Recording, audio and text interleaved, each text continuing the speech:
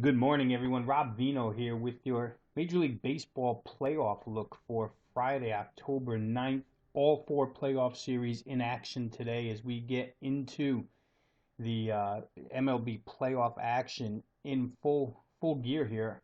Last night, big win for the Houston Astros. That's two in a row now. Go to Yankee Stadium, perform very well, get a well-pitched game from their starter, Dallas Keuchel. Come right back, fly to KC, play game one. Colin McHugh unaffected by the rain delay in that contest. They beat Kansas City 5-2. Earlier in the day, we saw Texas, a huge underdog, take care of David Price and Toronto to get a 1-0 lead. Obviously, an Adrian Beltre injury there could affect Texas for the remainder of the series. But right now, Texas up 1-0, Houston up 1-0. We're going to get into the American League first here since Texas and Toronto is your first game of the day. So let's get to it. Texas and Toronto do go early. They're going to have a start time of 12:45 on the East Coast, 9:45 on the Pacific Coast. This game opened with Marcus Stroman, the $1.80 favorite over Cole Hamels.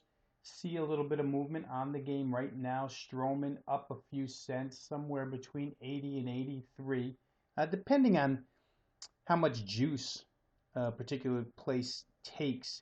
You'll get different numbers. If you like Cole Hamels and the Rangers, the highest take back I see right now is $1.71 at 5 dimes. Of course, they deal with a 10-cent line pretty far up the ladder, so you can get $1.71 with Texas and Cole Hamels. But let's get into the game real quick here, because this game in particular is the only one that has the lineups posted. So let's go through it real quick here. For Texas today, you'll see Delino DeShields leading off in center field, Shin-Soo Choo batting second in right field, Prince Fielder batting third as the DH, Mitch Moreland cleanup at first base, Elvis Andrus batting fifth at shortstop, Josh Hamilton in the lineup here playing left field batting sixth, Rougned Odor second base batting seventh, Chris Jimenez catching behind the plate, and Hanser Alberto batting ninth and playing third base. And that's your significant difference here, substituting Alberto for Beltre. Short term, it didn't affect Texas yesterday. Long term, without one of the big guns in the middle of that lineup, you see Elvis Andrus has to be moved up to number 5 today in that Texas Ranger order. So it'll be interesting to see if they can produce without Beltre, a veteran player who's been in playoff situations before. That's a big loss for the Texas Rangers. Let's get to the Blue Jay lineup here, the one that will be trying to score enough to make a winner out of Marcus Stroman here today. Ben Revere leading off in left field. Josh Donaldson batting second at third base. Remember the collision at second base yesterday. Donaldson took a cut to the forehead, but passed all concussion protocol. He's good to go. Donaldson will hit second, play third base. Jose Bautista, who also exited yesterday's game, yesterday afternoon's game, with a slight, what looked like a hamstring injury at the time, but turns out to be a very, very minor one. Bautista in right field today, batting third. We'll see if any full swings or running hard to first base affects Bautista in this game. Be on the lookout for that. Edwin Encarnacion, the cleanup hitter at DH. Troy Tulowitzki, shortstop, batting fifth. Chris Colabello at first base, batting sixth. Russell Martin catching, batting seventh. Kevin Pillar being center field, batting eighth. And Ryan Goins, your second baseman here, batting ninth. Reading through the lineups, you can see there's a distinct, significant, substantial offensive edge for these Toronto Blue Jays. I think it'll be up to Marcus Stroman to throw a good game here. Toronto certainly doesn't want to head back to Arlington down 0-2. On the other side, Cole Hamels, he's the guy you want in this position. He is, this is why Texas traded for him. I know Texas was really looking a little more towards next year when they made the trade for Hamels, but boy, to be in this position now, this is a good guy to have in game 2 on the road. Cole Hamels, been here, done this. We'll see if he can perform today against that Toronto Blue Jay lineup. Real quick here, over the course of their last 5 starts, both of these guys have been pretty good. Stroman's bordered on dominant with a 0.96 whip in his last 27 innings pitched, a 1.67 ERA. Strikeout count hasn't been that good for Stroman. He's a better strikeout pitcher than this, 18 strikeouts in 27 innings, but he has gotten guys out. We'll see how he does with the Texas lineup today. Texas's lineup, for the most part, certainly a fastball hitting team. We'll see if Stroman can sneak it by him here, but he's got a couple of good secondary pitches plus pitches. So Stroman, a very, very tough guy to face here for Texas. Hamels, over the course of his last 35 innings, which is 5 starts, he's gone 4-0. 103 whip, 309 ERA, 34 Ks in 35 innings. Hamels has been a little up and down, back and forth since being acquired by Texas. In that 5-game stretch that I just rattled off the statistics, he has had a poor start mixed in there.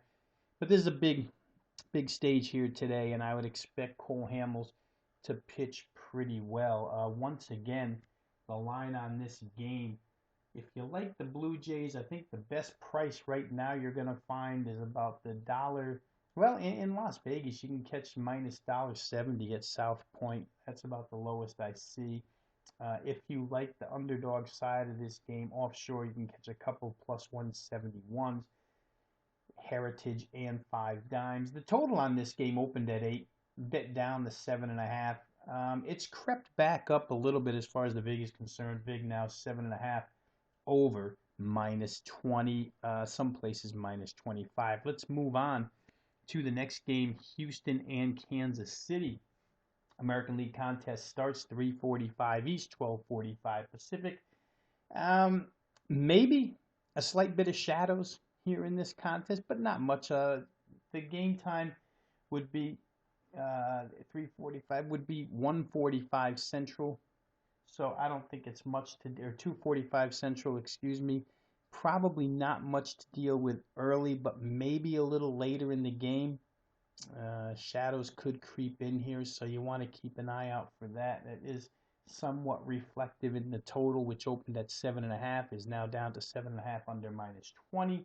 Johnny Cueto, the starter for Kansas City. Scott Kazmir for the Houston Astros.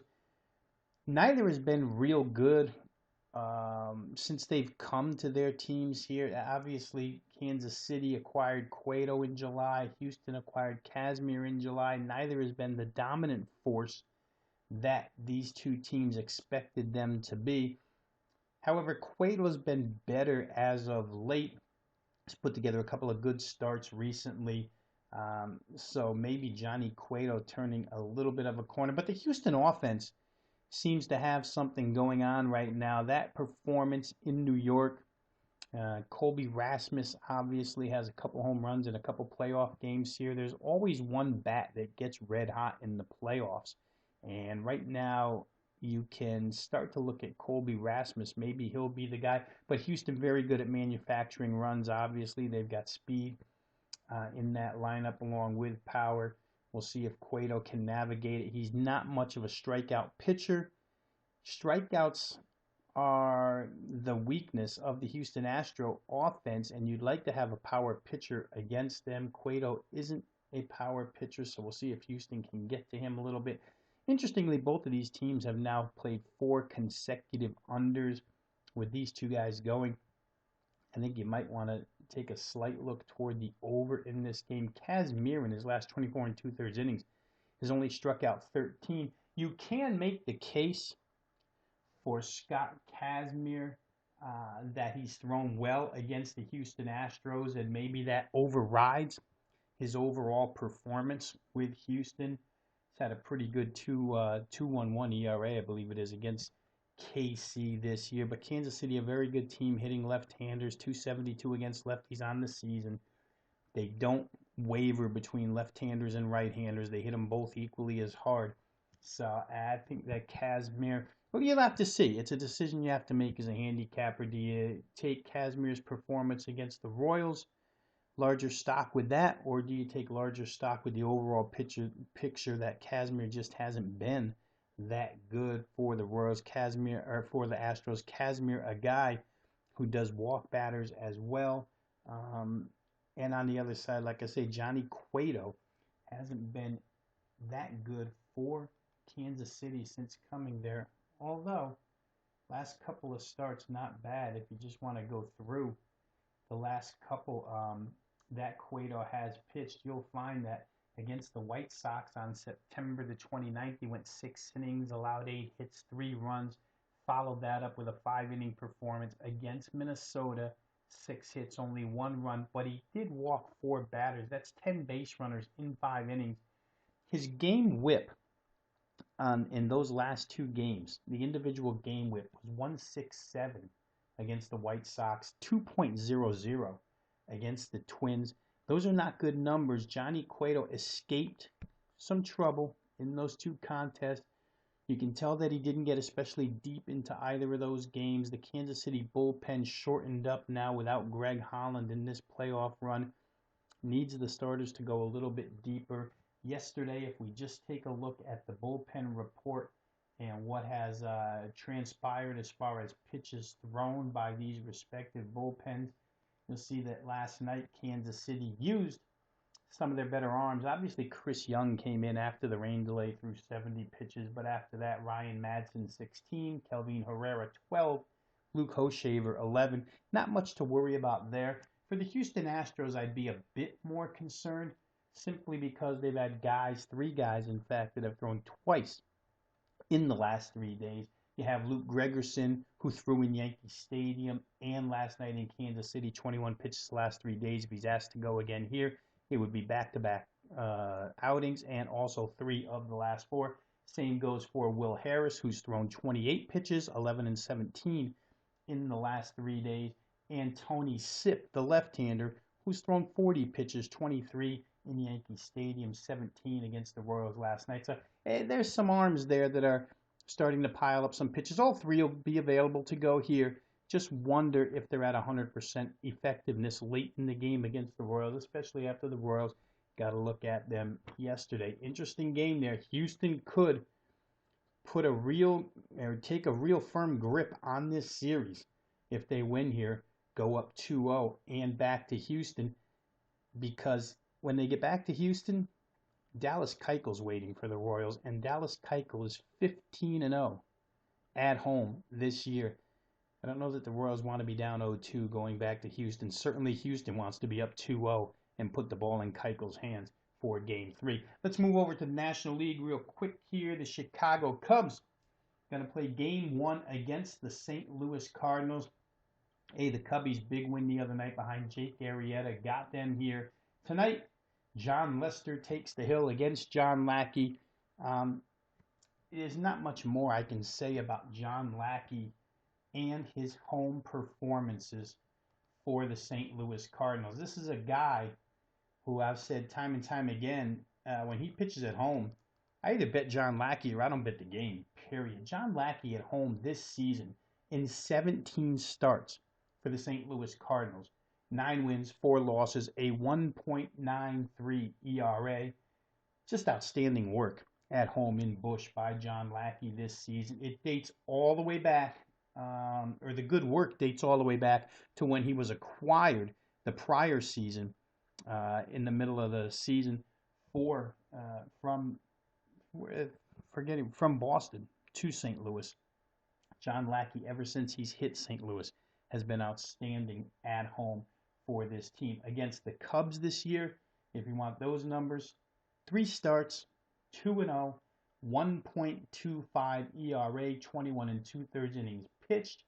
Shows you he's averaging a hair over 7 per outing. 19 strikeouts for John Lackey against the Cubs. So certainly this is going to be a tough task for the Chicago lineup against John Lackey. The Cubs, a strikeout-prone lineup. Obviously a lot of power in there too, but Lackey, a guy who when he's down in the zone is very difficult to lift. John Lester, on the other hand, don't disregard him. He's had a good run against St. Louis this season. The record won't indicate it. John Lester's had 5 starts against the St. Louis Cardinals this season. In those 5 starts, he's gone 1-3. Doesn't sound good, but the 2.59 ERA sounds very good. The 31 in the third innings pitched with 34 strikeouts sounds real good.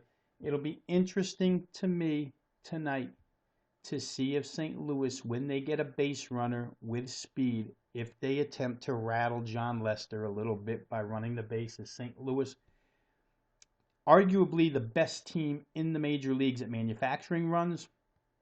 They do what's necessary to grind out victories, and I would have to believe that they're going to put Lackey on the road, or excuse me, they're going to put Lester on the road to the test should they get some of their speed on base here in this contest. We'll see how Lester responds. It'll be an interesting battle between Lester and that Cardinal offense. The Cardinal offense, not great against left-handers this year. You're talking about a team that's hit .230 against lefties as opposed to .261 against righties.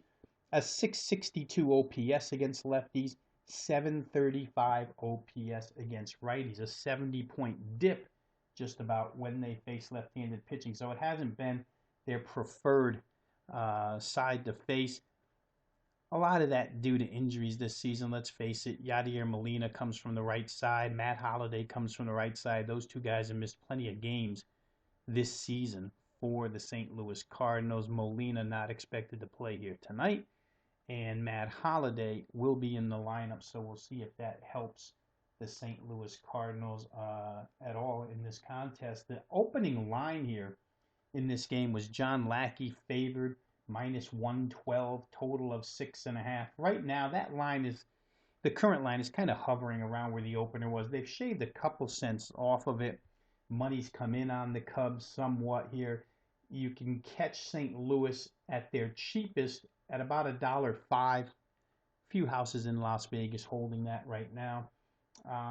And on the other side, if you like the Cubs, take back of $1 is about the best you're going to get. You can find that at a couple of offshores. Otherwise, you're going to lay 2-3 cents with the Cubs as well. It's as near a pick'em game as you can get. John Lester versus John Lackey. No bullpen troubles here. Obviously, Arrieta throws the complete game the other night. Cub bullpen rested. St. Louis in their first game of the postseason.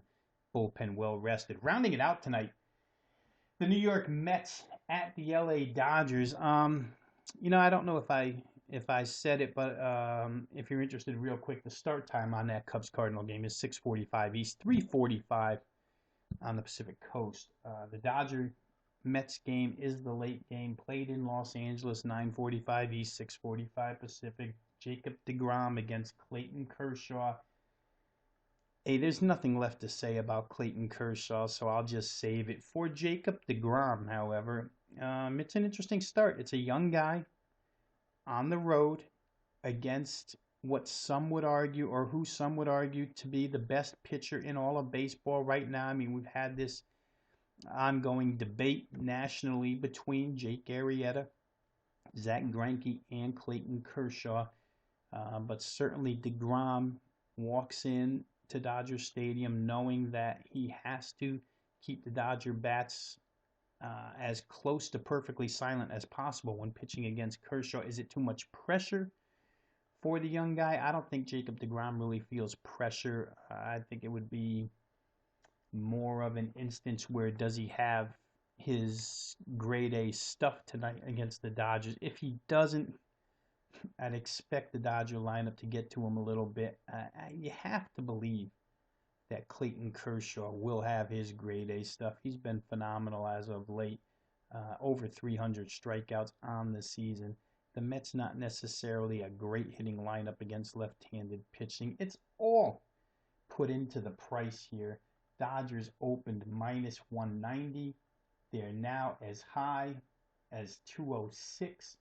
Offshore, you find anywhere between -$2, -$2.06. For the Mets, take back here. The best you find, $1.89 offshore at Pinnacle. You find a couple of 85 cents, +185, a couple of +180. So in that vicinity, between 80 and 89, you can take back with the Mets and Jacob deGrom.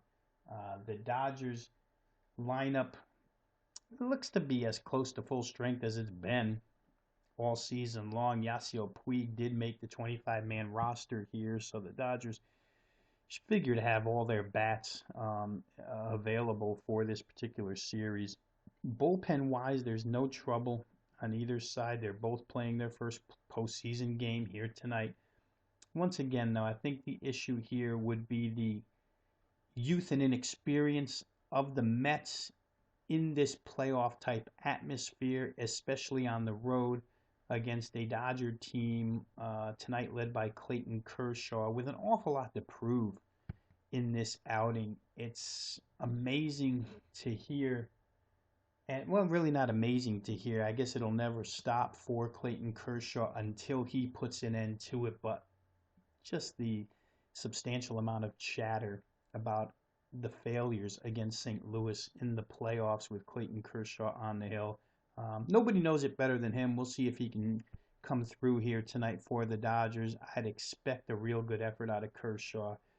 Expect DeGrom to be good too. We'll see if he can be as good as Clayton Kershaw. Dodger lineup against a right-handed pitcher, probably in a little better shape than the Mets lineup against a left-handed pitcher. The Dodgers can come from the left-hand side with an awful lot of bats, power-wise.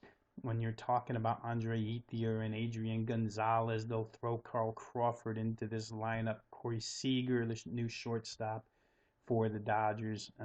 Jimmy Rollins probably, or Chase Utley, probably gets in at second base tonight. So a lot of lefties. Grandal, of course, can come from the left hand, or comes from the left-hand side as well. Switch hitter there. So you can see the Dodgers have a lot of left-handed bats to combat Jacob deGrom. We'll see how it goes, but that'll round it out. That's your playoff look for today, Friday, October the 9th. We'll come back tomorrow with some more playoff chatter. I'm just looking to see if I can give you any updated odds here. It looks like maybe a little bit more movement toward the Kansas City Royals here. They seem to be settling in at 40 cents right now. They had been down in the high 30s. Looks like there's a couple of cents worth of money coming in on the KC Royals. But otherwise, hey, it starts in about an hour and a half from now, maybe a little less, about an hour and 15 minutes from now. We're going to get our first pitch, Texas-Toronto. Free play today. We'll toss one out there for you guys on this report. I think free play here for me would be Cubs Cardinals under the total, 6.5 here, 6.5 under 15. Expect Lackey to perform real well. Expect John Lester to do the same. He's done it all season long against St. Louis. I gave you his season-long numbers against the Cards in 5 starts. Problem for him, of course, will be base runners. If he keeps them off base, he won't have that issue. We'll see if the Cardinals make it an issue, but I think under 6.5, a good way to go there. So that'll be the free play for this update. Cubs St. Louis under the 6.5. For now, that's your MLB playoff preview. This is Rob Vino saying good luck with all your plays today.